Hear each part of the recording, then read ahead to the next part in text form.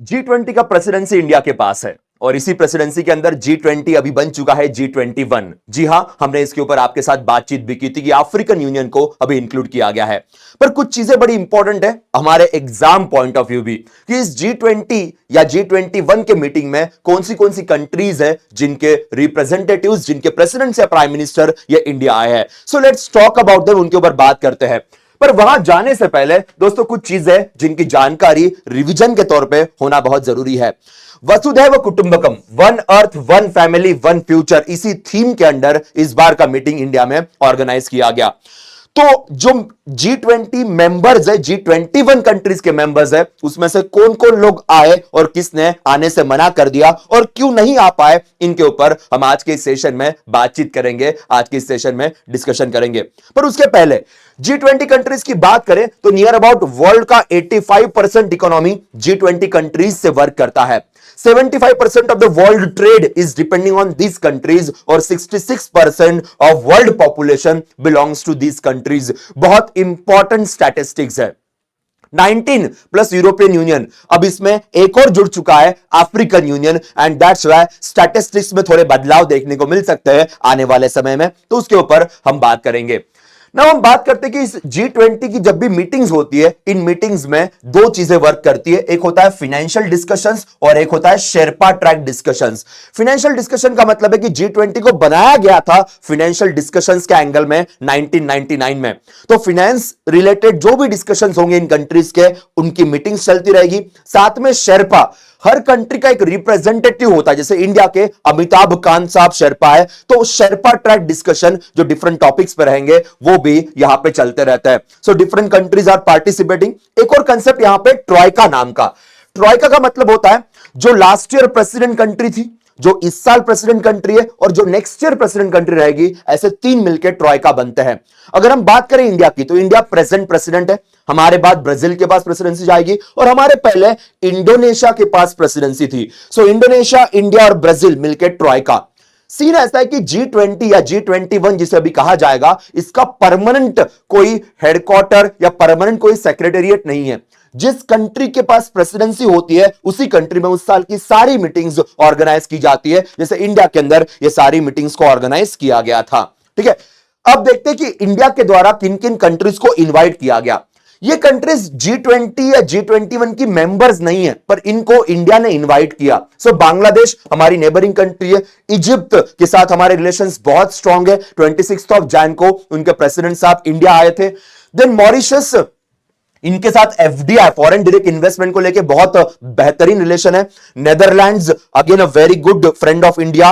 Nigeria, Oman, ये दो countries भी इंडिया से काफी स्ट्रांगली जुड़ी हुई है trade as well as cultural angle में। सिंगापुर अगेन एफडीआई के एंगल में। स्पेन की बात करेंगे, स्पेन को भी इंडिया ने इन्वाइट किया। ये काफी कंट्रीज के लिए सरप्राइजिंग था, but yes, is a very good friend of India. और बाद में यूएई की बात करेंगे कि यूएई को भी इंडिया ने इन्वाइट किया। यूएई के साथ वैसे भी हमारा फ्री ट्रेड एग्रीमेंट भी है।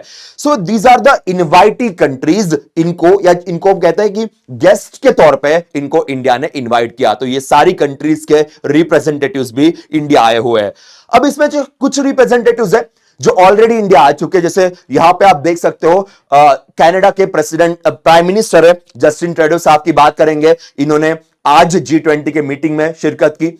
इसके बाद बात करेंगे ओलाफ श्लॉस साहब, जो जर्मनी के चांसलर है, वो भी इंडिया आए हुए हैं। भले उनका थोड़ा सा आंखों का इश्यू है, but still he decided to come to India, और वो इंडिया आ गए इस मीटिंग के लिए।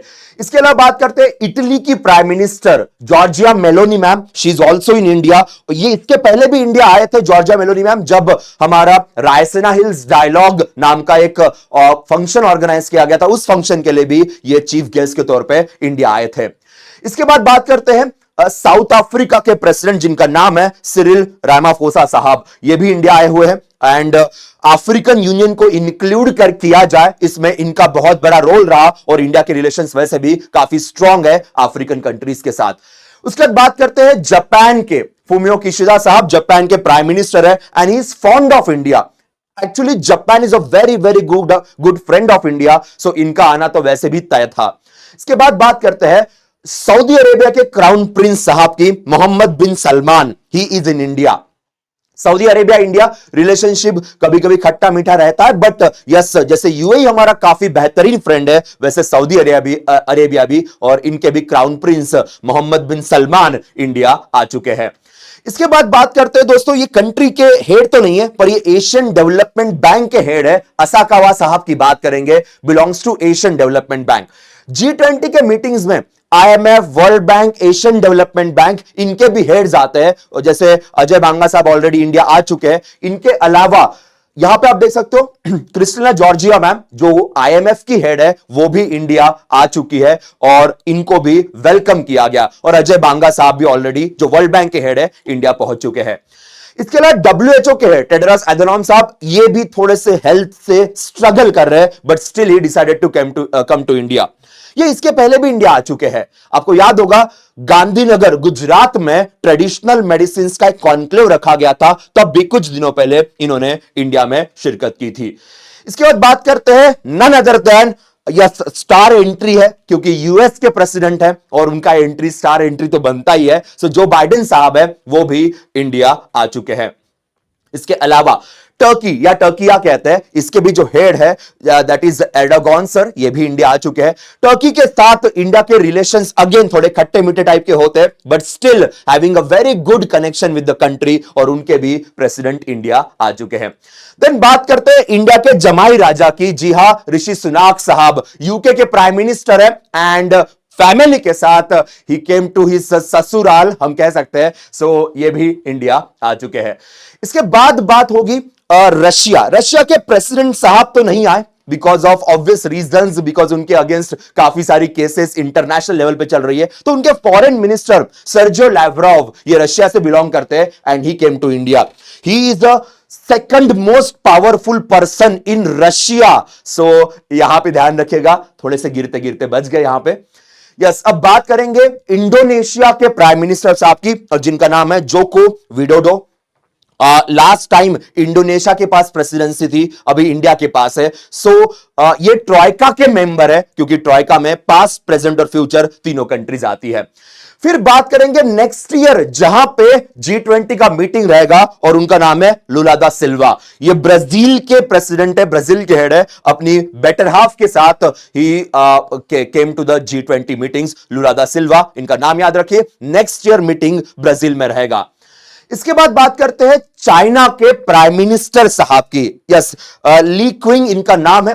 चाइना के जो प्रेसिडेंट है शी जिनपिंग, वो इंडिया नहीं आए बिकॉज ऑफ हेल्थ रीजंस, ऐसा कहा जा रहा है। उनको ब्रेन में कुछ ब्लड रिलेटेड इश्यूज है। So anyways he already decided कि वो इंडिया आएंगे। बाद में काफी चीजें पॉलिटिकली चेंज हुई और हेल्थ का भी इशू मेंशन किया गया, तो इसलिए उनके प्राइम मिनिस्टर साहब जो है वो इंडिया आए हुए हैं।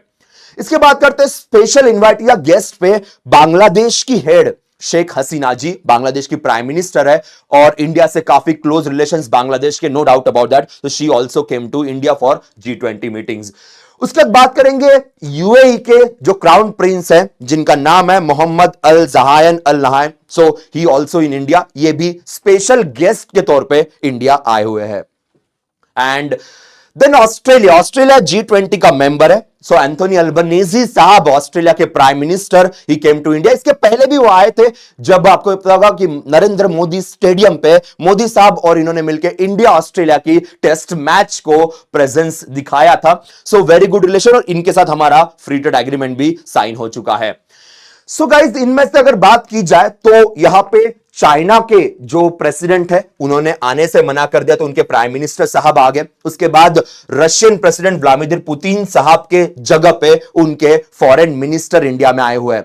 अभी फिलहाल अगर देखें फ्रांस के प्रेसिडेंट साहब ये कल आने वाले हैं, तो इनका कल इंडिया में अराइवल रहेगा। तो कुछ लीडर्स ऐसे हैं कि जो ऑलरेडी आ चुके हैं, और कुछ लीडर्स ऐसे हैं कि जिनका एंट्री ये थोड़ा सा लेट होगा, but they will be the part of this G20 meetings which is really very important. मैंने ट्रॉयका की बात की थी। देखिए, इंडोनेशिया, इंडिया एंड ब्राजील, ये फिलहाल का ट्रॉयका है। नेक्स्ट टाइम इस ट्रॉयका के अंदर इंडिया यहां चला जाएगा, ब्राजील यहां पे आएगा, और ब्राजील की जगह पे साउथ अफ्रीका रहेगा, बिकॉज वहां पे नेक्स्ट मीटिंग होने वाली है। अब इस बार G20 की प्रायोरिटीज क्या है? लाइफस्टाइल फॉर एनवायरमेंट, मोदी साहब का सबसे मेन पॉइंट है green development, climate finance, then inclusive resilient growth, sustainable development goals, इसके अलावा technology transformation, then multilateral institution for 21st century and women led development. So India ने ये एजेंडा सेट करके रखा हुआ है और इसी एजेंडा के ऊपर इंडिया की सारी मीटिंग्स या G20 की मेन मीटिंग ऑर्गेनाइज की जाएगी, ऐसा ऑलरेडी मेंशन किया गया है। जन भागीदारी, ये मोदी साहब का बड़ा फेवरेट कॉन्सेप्ट है आजकल के डेट में, और इसी के ऊपर G20 में भी बातचीत की जाएगी, ये पॉइंट मेंशन किया गया है।